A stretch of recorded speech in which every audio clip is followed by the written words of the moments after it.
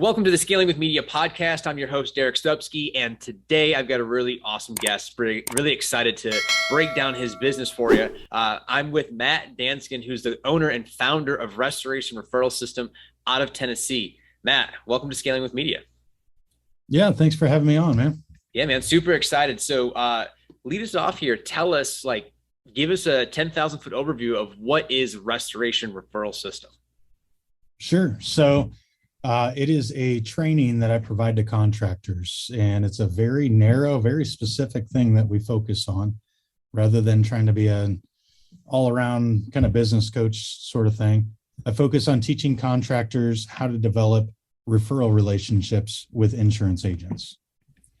Okay, awesome. So how did you get into that? Because like you said, it's very specific. Yeah. So I was working as a roofing contractor in Denver, Colorado, and doing kind of all sorts of different lead generation, whether that be online stuff or networking groups or door knocking. And I had one insurance agent that was referring me some business. And I realized that that was far and away my best lead source. And long story short, I spent a lot of time trying to figure out how I could repeatably create those types of relationships so that I could scale that and make that more and more of the mix of what I was doing. Okay, got it. So you were in Denver, you were doing roofing yourself, and then you saw Yeah. these referrals coming in from the insurance companies and sitting there going, huh, this could be a pretty lucrative model if I was able to replicate it and make it repeatable and scalable for other businesses. So how long ago was that when you made that decision? When I made the decision to really try to figure that out, it was about 4 years ago. About It's been just over 2 years that I've been teaching other contractors. So I started doing it just for myself to sell more roofs myself. Mhm. And once I started getting really good at that and started getting a lot of results with that, is when I started having my competitors and friends across the industry reach out to me and want to learn how to do it themselves as well. Awesome. So it was one of those, I'm going to prove the model first, and then I'm going to show you that it's scalable. And then all of a sudden you had this intrigue and interest from other people in the industry. Yeah. Oh, I had no intentions of ever teaching anybody else. I was just going to go make a bunch of money with it and leave everybody wondering how the heck I did it. It was, kind of one of those accidental starts of a business where people were like, "Hey, can you spend your time teaching me?" And I'm like, "Yeah, I can spend my time doing that. I got to charge you though." Mhm. And enough people started doing that I was like, you know what? There's really a need for this. There's not a lot of contractors that are very good at this, and there's a lot of value there in being good at that, being able to create those relationships reliably. No, absolutely, absolutely. And I think you said something that was very important is that the best businesses and the most successful businesses fill needs, fill gaps, solve problems. Yeah. And I think it seems like you kind of stumbled into it, and then you, like you said, hey, there's something here. I could really fill a massive gap in the industry. Are you by yourself? Do you have employees, partners, investors? What does the business dynamic look like? Yeah. So I have 3 employees that assist me in fulfilling our mission. It's been, I spent about over a year just doing this by myself and wearing all the hats. And so it's been nice as we've grown, being able to have specialists that can help me in what we're doing. For sure, for sure, for sure. Okay, and so I love this story of like I was just doing it myself and people caught on and were willing to pay me for my knowledge to bridge that gap. So let's rewind the clock back a little bit. What got you into roofing in the very beginning, like when you were actually on the roofs doing the repairs, installments, etc.? Yeah. So I grew up helping my dad build houses. I grew up doing construction from the time I was way too young to be on a construction site, like 3 years old. I'm running around grabbing tools for my dad. Don't tell Ocean. Um, I got my first job actually working in construction, not for my dad. In between seventh and eighth grade, I was framing houses, Wow. which blows my mind to even think about now, but totally unsafe. So I really grew up in construction. I graduated college right as the housing market crashed, Good timing. and kind of went into business development or Yeah. business management, and so I didn't go into construction in any type of way right away. Went into a couple of different sales avenues, and as construction came back, I got into general contracting, doing and pairing my construction knowledge with my sales skills that I had developed, and started working in, selling new builds, remodels, additions, pop tops, dig outs, all that sort of stuff. And the company I was working for started a roofing division. And I realized that roofing had a lot of the aspects that I really liked about construction. And a lot of the sales aspects that I liked. It's a pretty high ticket, a pretty good margin. And you can do them at a high frequency, and they don't take very long. And it lacked some of the things that I was getting frustrated with construction, that, a lot of times those projects take 4 months to finish. So you Uh, had, real quick, so you had high ticket jobs, high margin jobs at volume. yeah, I mean, that's essentially that's the draw of roofing, Yeah. uh, Wow. over construction. If it's a kitchen remodel, it may be the price tag of 3 roofs, right? But that Right. kitchen remodel has 6 different trades that are coming in. I've got to coordinate all this stuff. Somebody's going to screw something up at some point. It's going to take months and months. And it's like, compare that to, I could do 3 roofs this week and be done with them in and Right. out. Right. It's so much more simple. The margins are about the same. Um, and so for as a salesperson, those things are attractive. And then Of course. when you get into the insurance restoration side of it, it's a lot easier to convince a homeowner, hey, give me $1,000 for this $15,000 project, It's a no brainer. versus every penny of this project you need to go pull out of your bank account and give me. That's a Right. tougher sale. 100%. Yeah.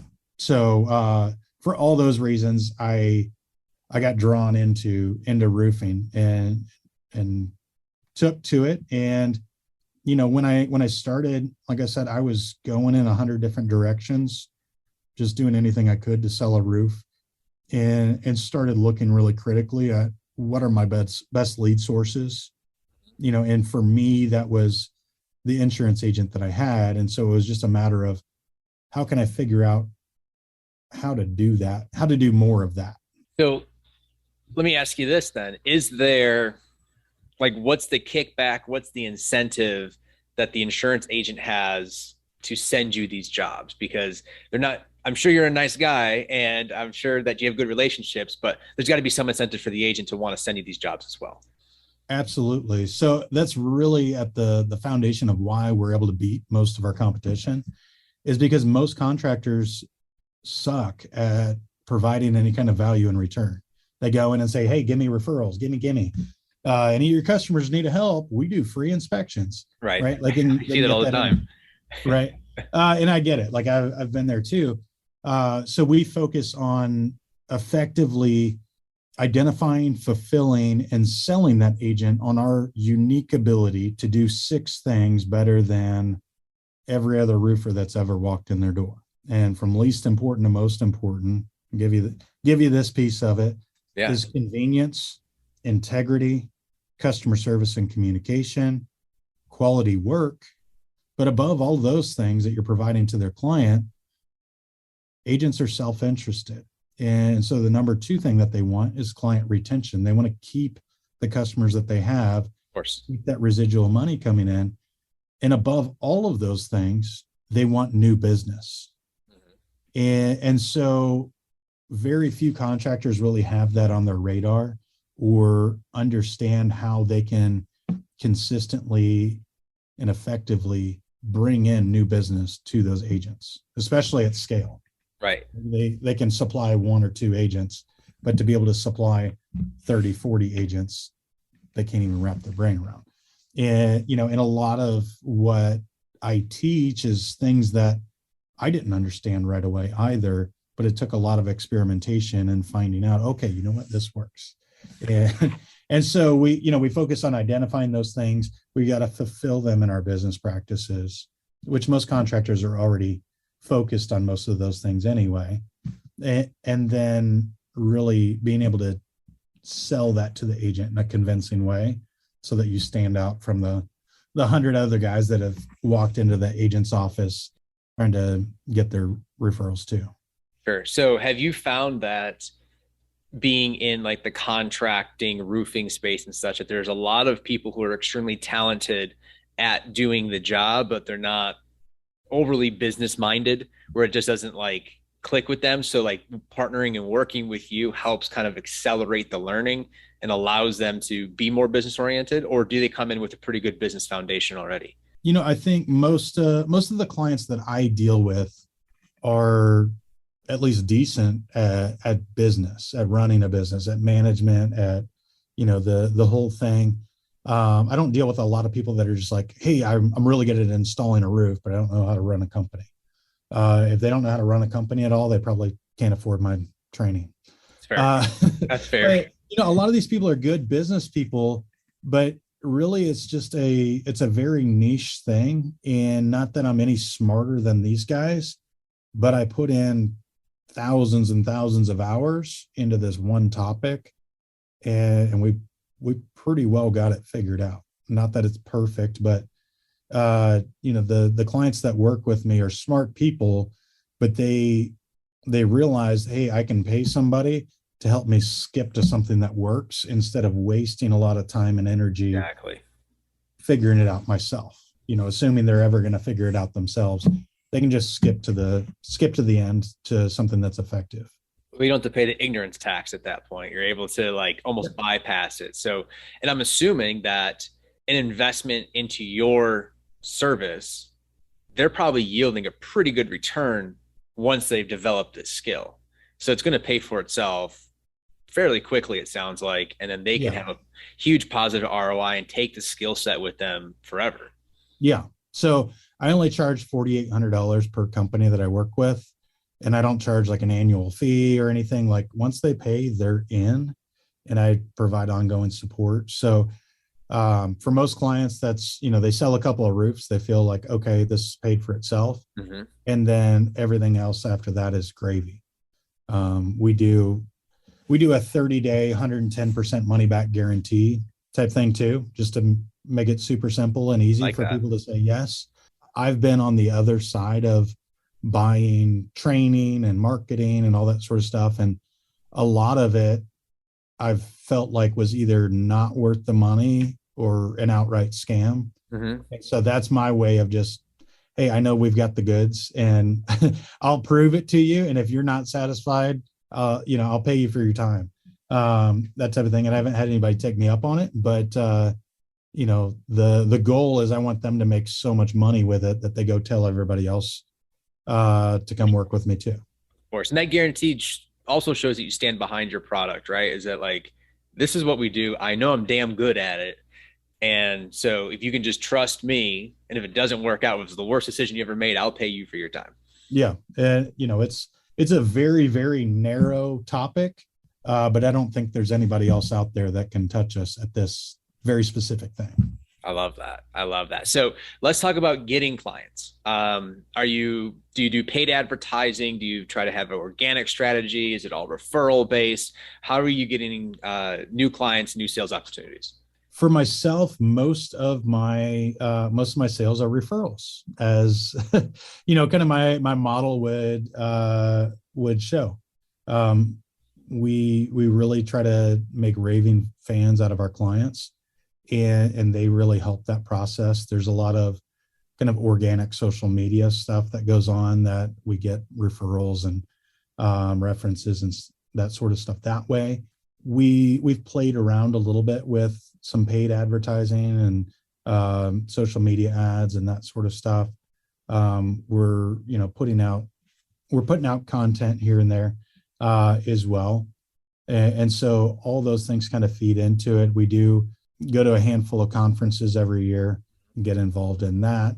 But those are our main lead sources right now. We're not real big on an online advertising kind of strategy, simply because we do what we teach. I'm teaching you how to Makes get sense. referrals. I get my clients through referrals. It can work, if you exercise those principles properly. Now, not to say that there's not a place for all those things, Of course, and of course. there's ways to pour fuel onto the fire as well. Exactly. Exactly. So referrals, organic marketing, getting in front of people, shaking hands. That's really kind of like building a big network, if you will, Yeah. and allowing you to build up that trust through conversations, through showing your results, and then people are like, okay, let's get to work. Yep. Love it. I love it. I love it. Okay, awesome. So, what do you feel, Matt, is like one of your biggest strengths as an entrepreneur, as a business person? I know that you mentioned that you have a sales background, and obviously you understand the industry inside and out. Would you consider those your two big assets, or do you have something else that you would classify as your strength? I think with what I teach and what I've done, I have somewhat of a unique perspective that has helped me um, to understand what motivates people, and how to tap into that. Being able to teach other people how to do that. Really, like I said, I never had any intentions like, hey, I want to be a consultant. Like, I'm going to go learn this stuff or whatever. But it is super fulfilling to be able to, like, I'm going to focus on this one topic. I'm going to get really, really good at it.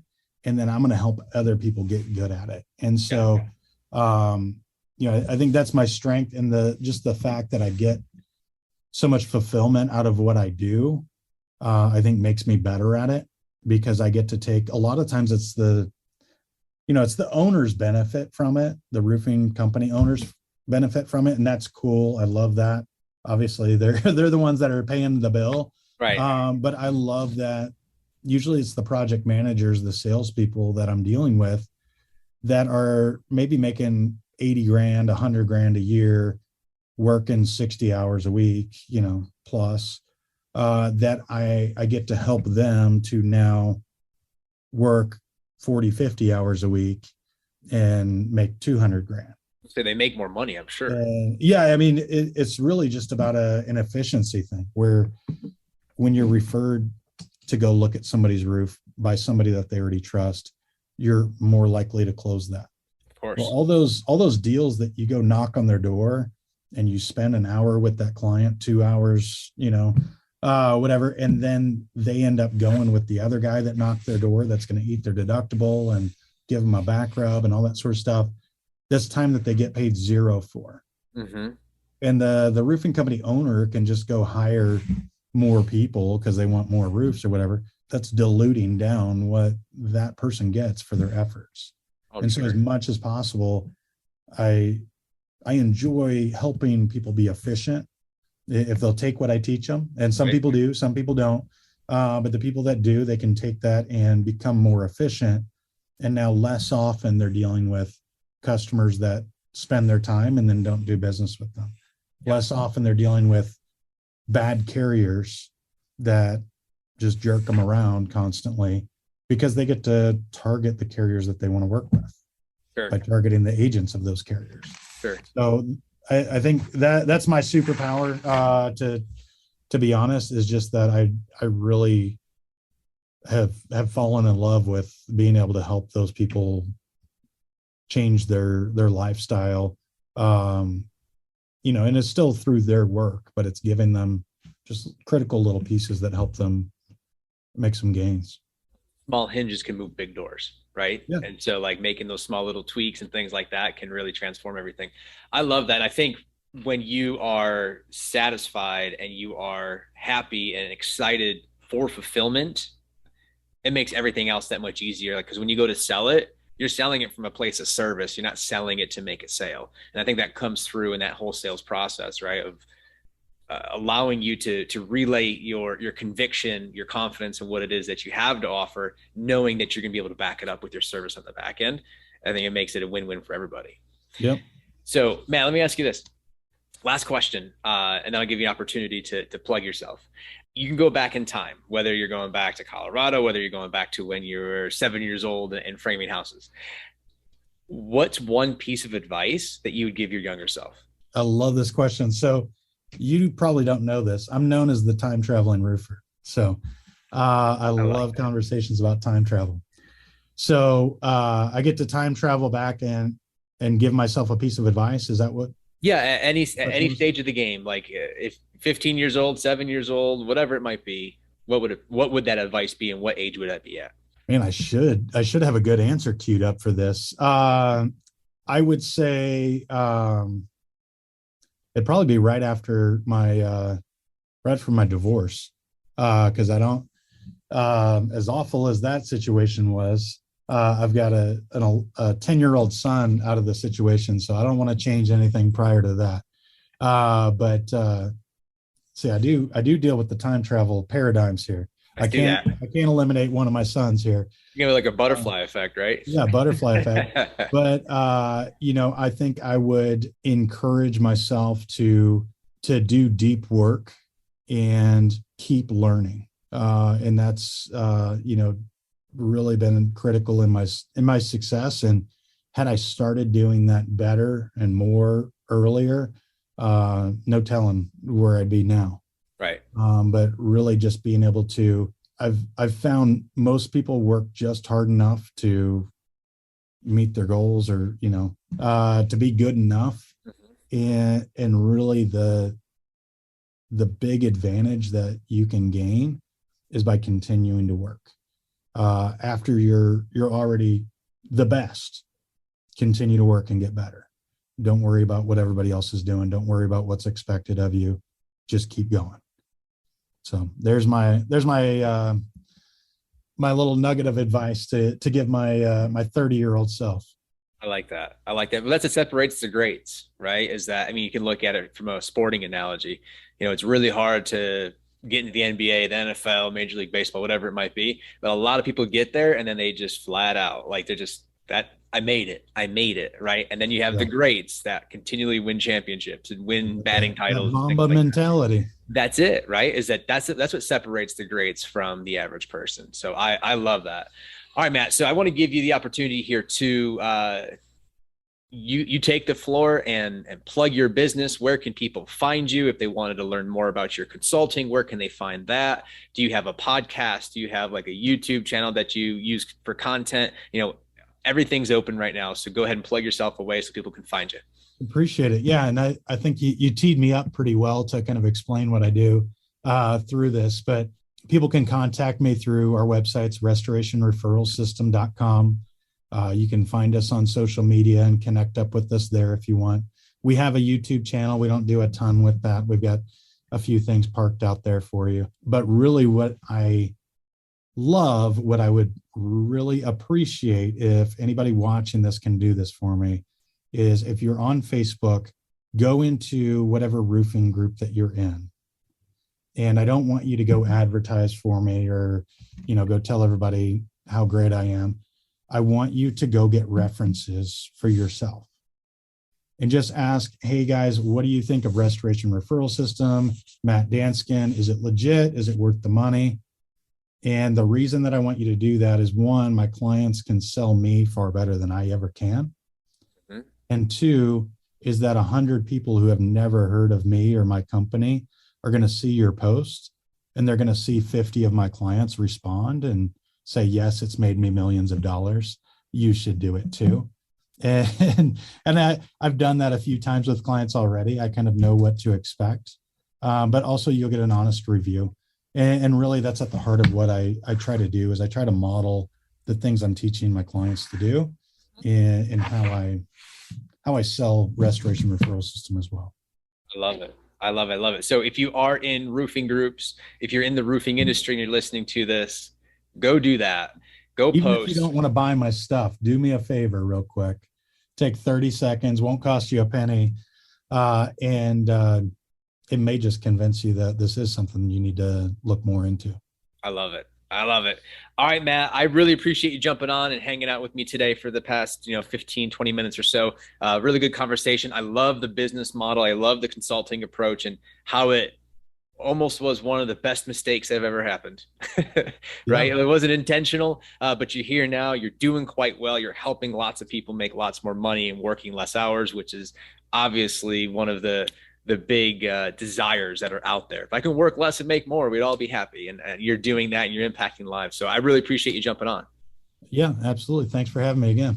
Absolutely. And I appreciate you guys for tuning in to the Scaling with Media podcast. Again, I'm Derek Stubsky. If you like this episode, give it a like, subscribe to the podcast if you haven't already, send it off to someone who you find would benefit from this. I would really appreciate it. And thanks for tuning in. We'll talk to you later. Bye, everybody.